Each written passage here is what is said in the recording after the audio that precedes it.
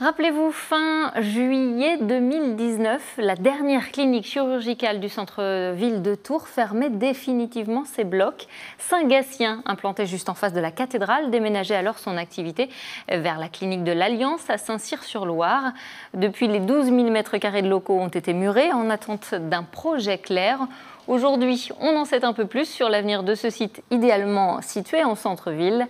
Sarah Gros. Un site de 12 000 m² au cœur de la ville historique de Tours, marqué par 1000 ans d'histoire, de soins et d'accueil.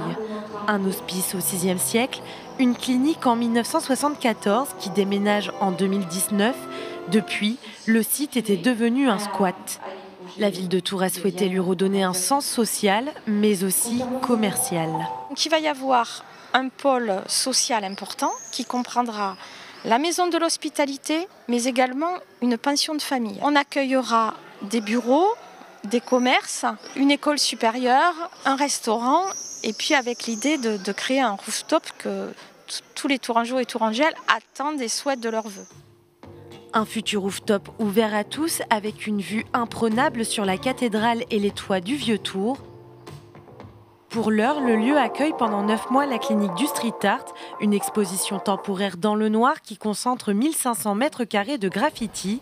Ils ont été réalisés en 5 jours sous l'œil de Bob Jeudi, spécialiste du street art qui est allé dénicher 30 artistes de tout âge. Une année un peu exceptionnelle.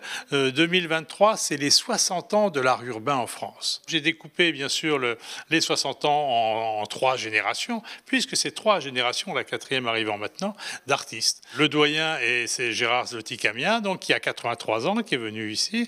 Et puis la plus jeune, c'est de Tours et a 23 ans. Des visites payantes à la lampe torche sont organisées pour voir les fresques. Elles seront ensuite détruites pour laisser place aux travaux.